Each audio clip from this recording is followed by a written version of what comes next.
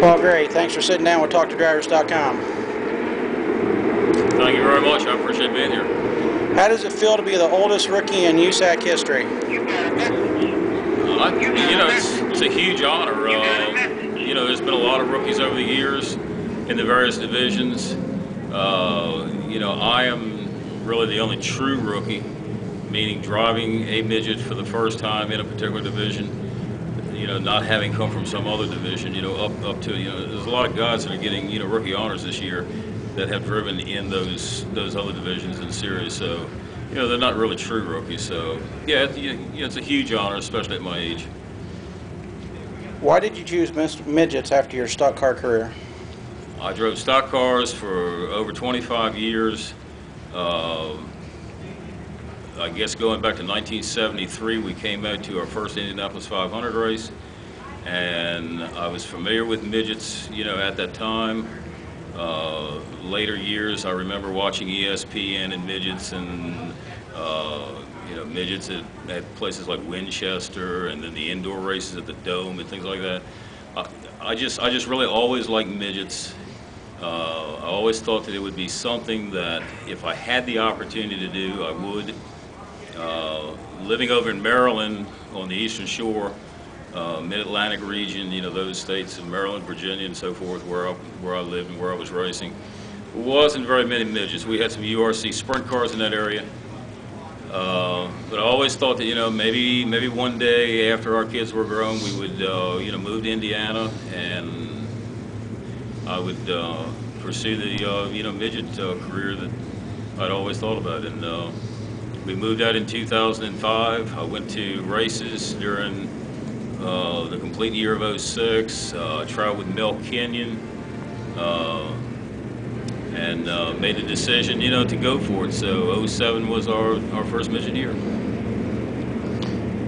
What was your most memorable racing moment? Memorable racing moment, I would have to say that would go all the way back to 1971. I raced at Talladega. I had two cars there. Bobby Allison was in a car that we owned. He sat on the pole. I started way further back in the field. He won the race, and I wrecked, and it was the first time I had ever driven 185 miles an hour. So it was a pretty neat experience, but I was a young kid. I was 21 years old. Have you ever ran dirt, and do you want to? Dirt late models. I started, like I said, in 1971 on pavement with NASCAR. Drove a lot of pavement races, super speedways and short tracks. We used to go to Beltsville, Maryland, and Manassas, Virginia, and places like that. Throughout a number of different states, really. Pavement was expensive, and we were looking at race purses. A lot of the dirt purses were pretty attractive, even like in the mid '80s. So we decided that we would go to late models on dirt, and I drove them for a number of years. I enjoyed dirt. First time I got on dirt, I looked like I was a pavement driver, and that was the predominant comment that I would get from people: is you still look like you're driving pavement. But after I got adapted to it and so forth, it was, like anything else. You find that you can do it, and you just get in and go. Of the old school drivers, who would you like to compete against? Name at least three. Well, that's tough. I know a lot of the old school drivers personally from NASCAR. Bobby Allison, that I mentioned before. I knew Tiny Lund. I would consider those, great drivers for that day and age. Bobby Isaac, Cale Yarborough, I always thought a whole lot of. For open wheel, Mel Kenyon has always been a favorite of mine, and it's an honor to be driving in a series with Mel Kenyon now today. Pancho Carter, I've met him since we've been here.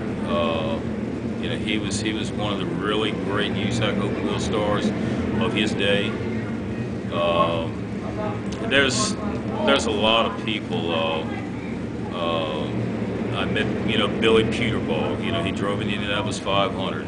His son drives dirt. You know, it's not always just about, you know, a few certain individuals. Just the entire racing community, I think, and what we derive from that is really why we do what we do. How long do you plan on driving? Well, I'm 57 years old. I started when I was 21, so this is my 37th year.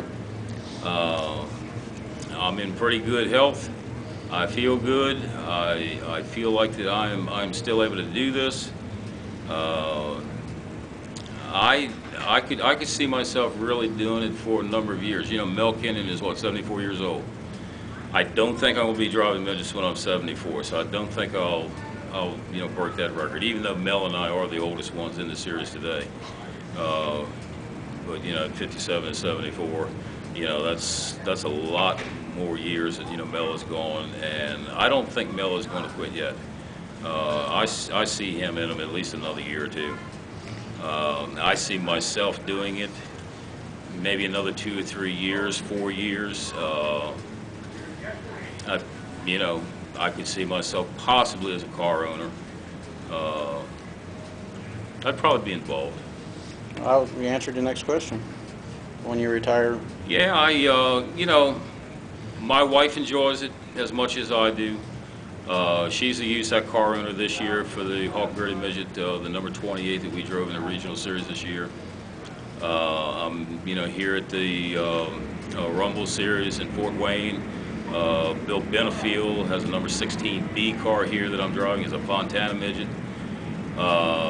You know, Bill enjoys the ownership role. He actually has 2 cars here. Jeff Bookwalter was driving the second car, and you know, he enjoys what he's doing.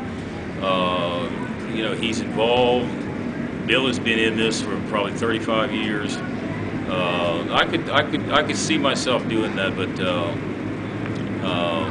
you know, I'd like to do it with people that I know, and you know, people that I know I'm going to enjoy putting them in my car, and I'm going to derive a lot of satisfaction from seeing their success.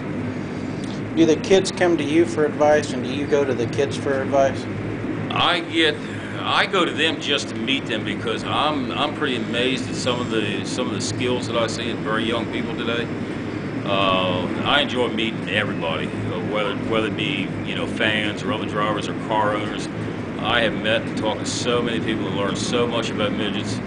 I would say what they come to me about more often than not is not particularly about driving. They know that I have been successful in, you know, obtaining and seeking sponsorships, and you know, they want help with, you know, developing a website. You know, how do you go about it? Attracting sponsors, how much money should you ask for, how you market yourself, promote yourself.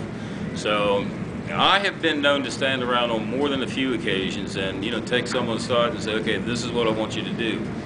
And I've got some people doing these things, and they are finding some success with it already just over the last couple months. What's your most embarrassing, amusing moment in racing? Wow, I would say it would probably be Georgetown Speedway in Georgetown, Delaware, probably around 1985.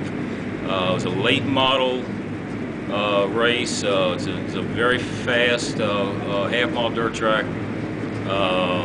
When they threw the green, I pretty much piled the whole field up. And I had raced there before. You know, it wasn't like I was doing this for the first time. But I pretty much piled the whole field up on the well, it was about halfway down the backstretch. The following day, the promoter called me and he said, Paul, I want you to do me a favor. And I said, what's that? He said, the next time you decide to pile the whole field up, will you do it in the front stretch where everybody can see it? And I said, hey man, not a problem. We will do that. What do you do for relaxation, non-racing related? I have a new Sea Ray boat.